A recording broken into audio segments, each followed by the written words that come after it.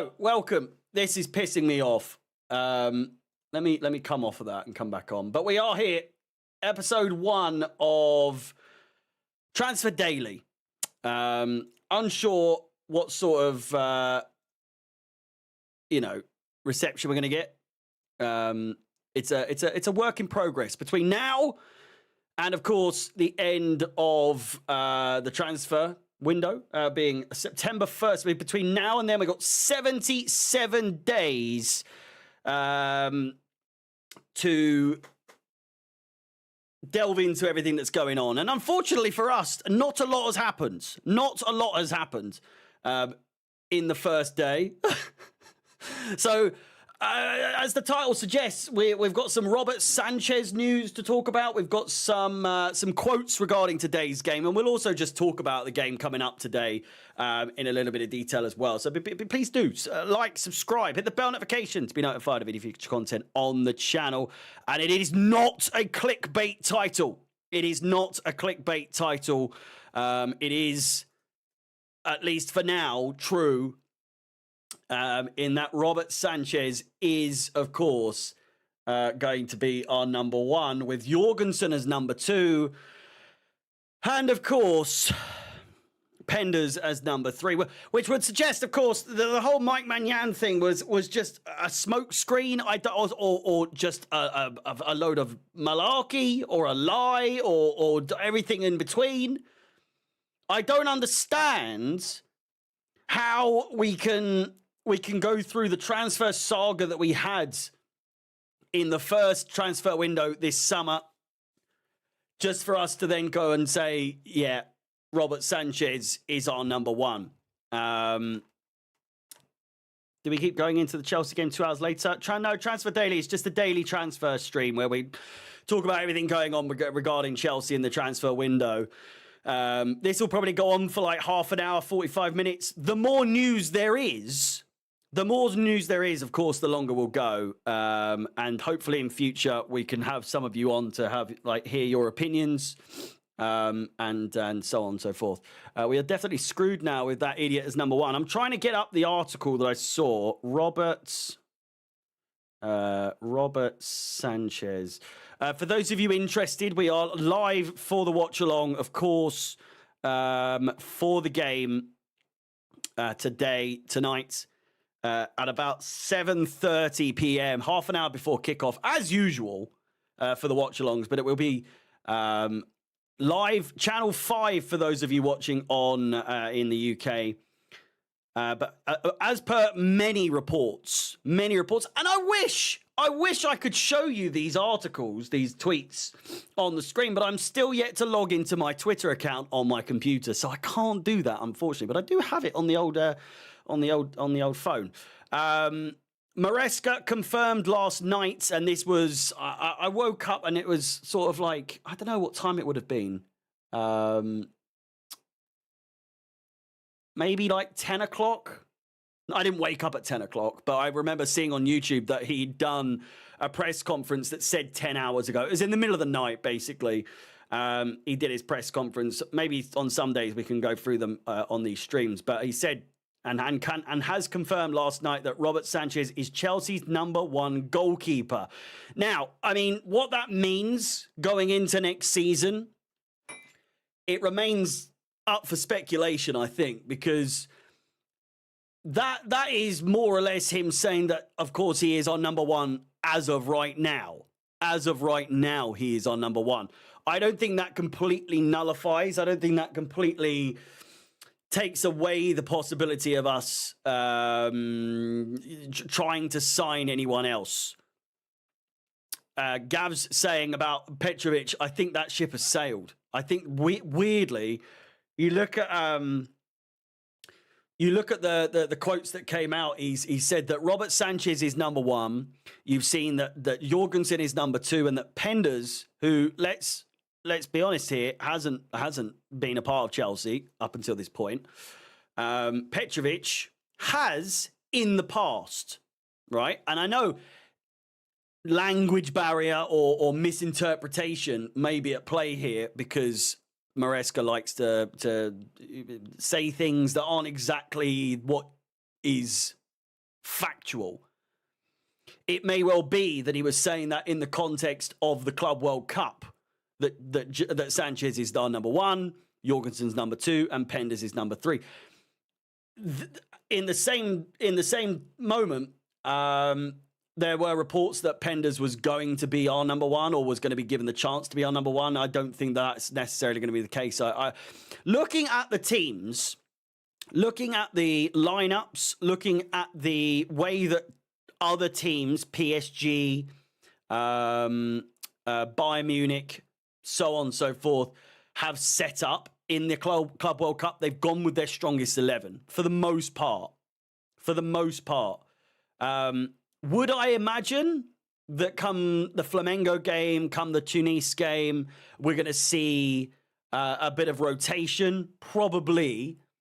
Unless, of course, it gets a little bit shaky and that, you know, we struggle tonight, get a draw, maybe even lose. It's not out of the realm of possibility. Many people would argue that it most certainly should be. LAFC aren't exactly, you know, to the standard that we have been playing. They struggled against Club America in the qualification for this. So, listen, I did the preview. A couple of Americans in the chat were saying, or in the comments were saying, that I clearly have no idea about MLS, and you got me. Sorry I don't stay up in the middle of the night to watch MLS, you know, and keep up to date with all that. My title of the video was to keep Giroud at bay purely because of his Chelsea affiliation, not because we actually have not because we have any sort of, you know, worries in that regard. Sorry, a bit of Ornstein news. Ornstein news. An Ornstein bomber has just been dropped. And that is that Chelsea have made a verbal inquiry to Lyon regarding Malik Fafana, 20-year-old Olympic Lyonnais winger among multiple options. Chelsea considering amid Jadon Sancho exit. Nothing advanced for Belgium international, but discussions continue. And that's via The Athletic after L'Equipe. So Malik Fafana, another Fafana. That'll be our third Fafana in the team. Malik Fafana. What sort of player are we looking at here? 20 years old. He has played since 2024, 46 games in Ligue 1, 29 last season, 5 goals, 5 goals.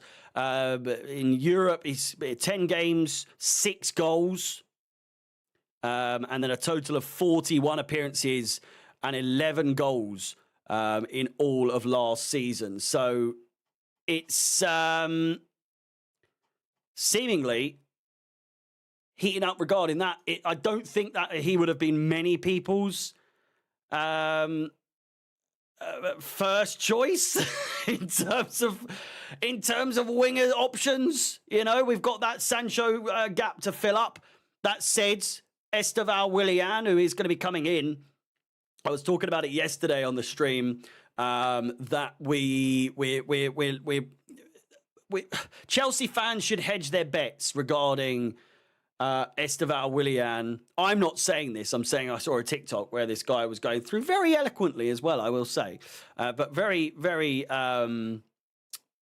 very well spoken about the whole situation. And that is that Chelsea fans need to realise that the amount of minutes Estevao Willian has played is relevant. When you compare the amount of time that he's played in his entire career compared to that of the top 6 in our team in just the Premier League, our top 6 most minutes per player in the Premier League is more than his entire minutes played in his entire career. So you look at someone like Lamine Yamal and all that sort of thing. It's a lot of minutes that he's played. I think something like 7,500 minutes he's played.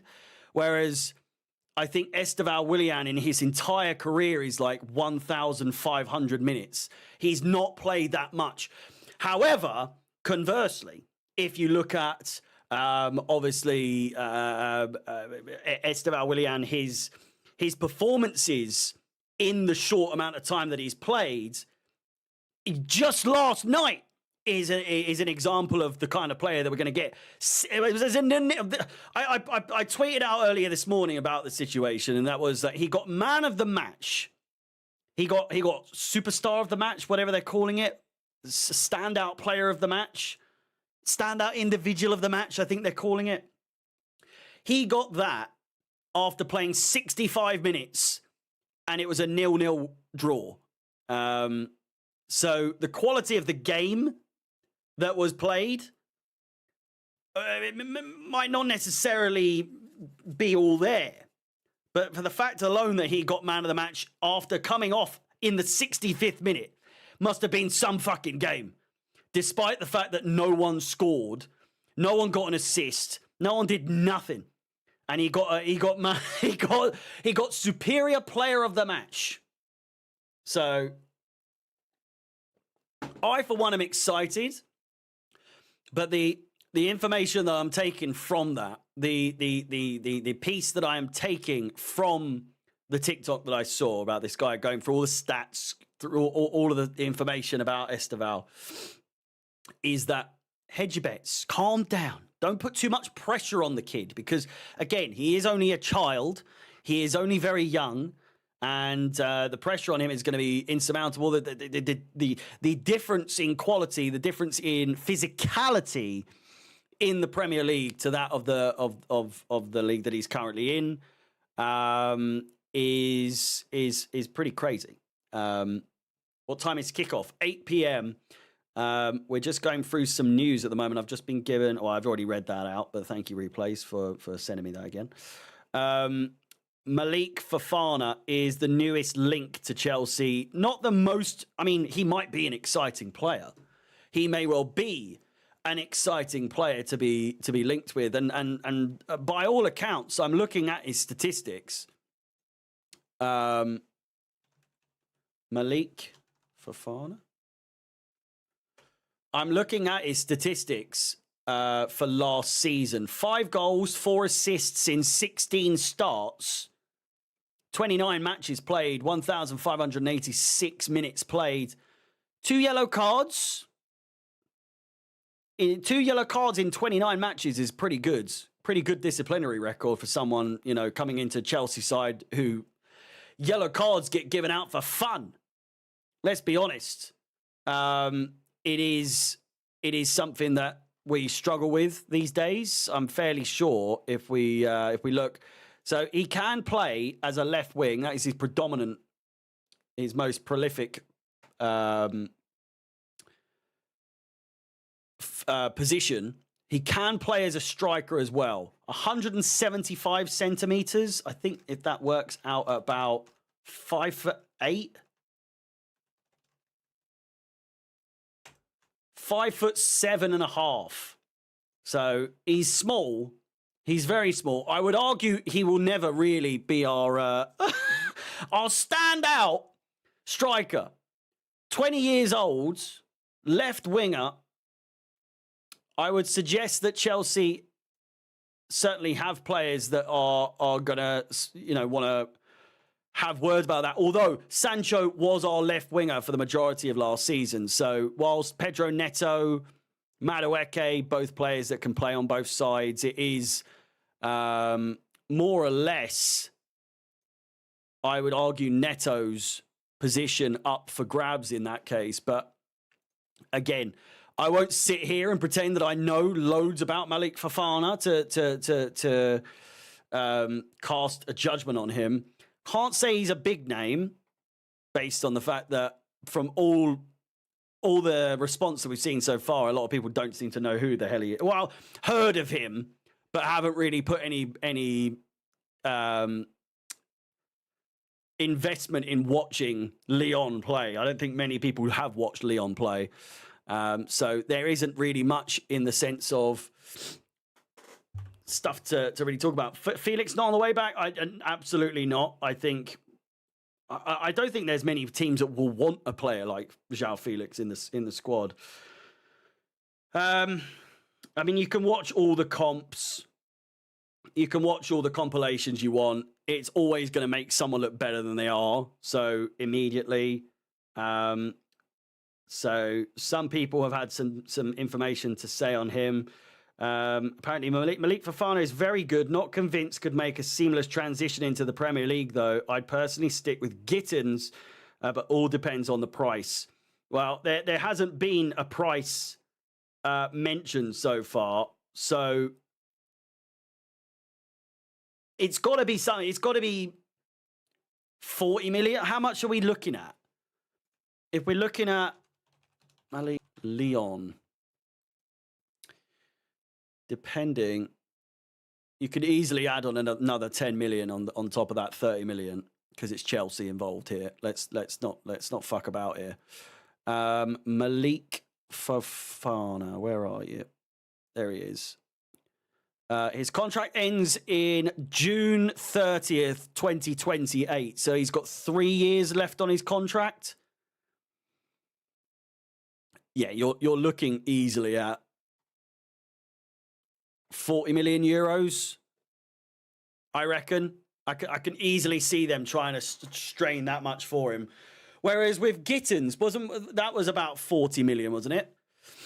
But then we're not willing to spend more than 12 million euros, wasn't it, for Mike Maignan? So what we're planning to do with any of this money, or you know, where our priorities lie, where we plan on actually throwing money at, it remains to be seen. It remains to be seen where we're going to be putting our money. We need a striker, another striker.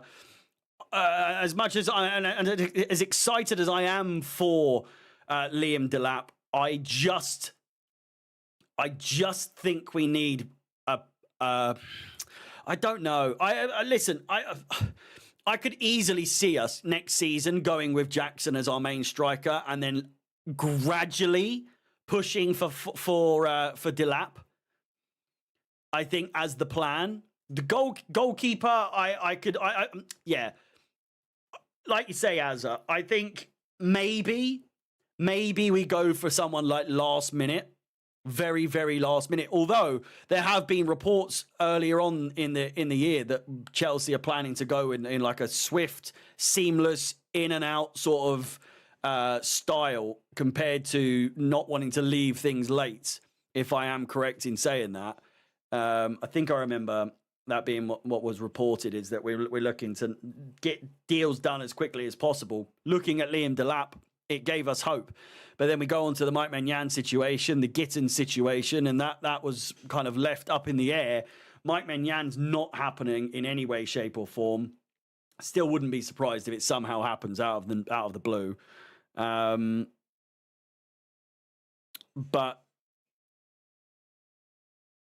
from what I'm seeing, a lot of people are happy. A lot of people are happy with the link. And a lot of people are suggesting that they would absolutely take Malik Fafana over Gittins.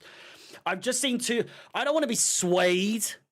I don't want to be swayed by the amount of shit people talk about footballers, but the overall consensus that I've seen, and I'm not going to pretend that I know too much about Gittins or that I've watched too much of him. The general consensus is that he would not fit well into Chelsea's situation, into Chelsea's formation and style of play at all. But then, as that person's just said, it doesn't necessarily, nothing suggests that Fafana would seamlessly transition into the Premier League style overnight. That said, again, I've just seen that he played really well against Manchester United. Doesn't hold too much credit, if I'm being completely honest with you, as they are ass. But it provides some hope, I would say. I could easily see us going for him though, but just for his name alone. And I know that's not really worth anything, but his name being Fafana would suggest that we are probably going to get him. I've seen more people ask who he is. Anything else? More than anything, anything of how good he is. Surely sporting directors go on the list. They will. No, they already are. I'm fairly sure they already are, to be completely honest with you. I need to find the list. Where is the list? I don't know.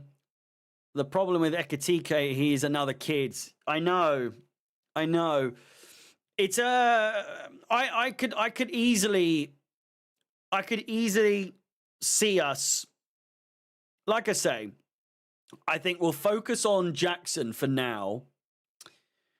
That Walter what's his name? Walter Marde? Walter Marde?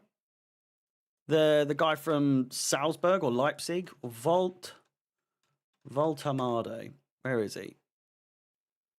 He is at Stuttgart. There it is. Stuttgart. But again, it's another German geezer. He's a fucking giant. He is absolutely huge, standing at 6'6".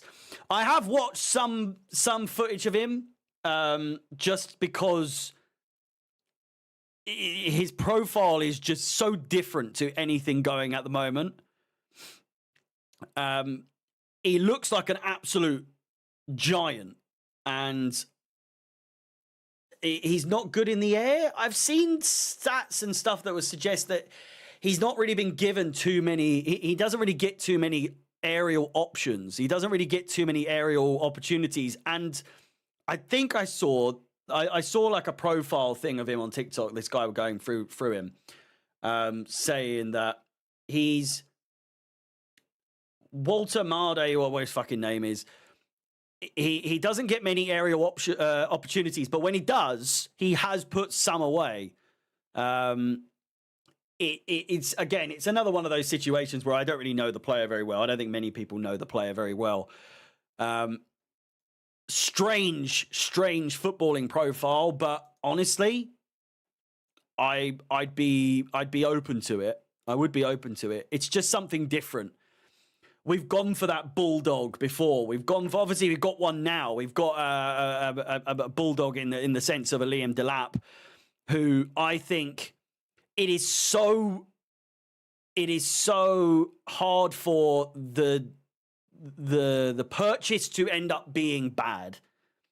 £30 million for a player like that is just, it's good business. And I know it was obviously a release clause, but to get that for a player in form, great numbers for a player in a relegation side.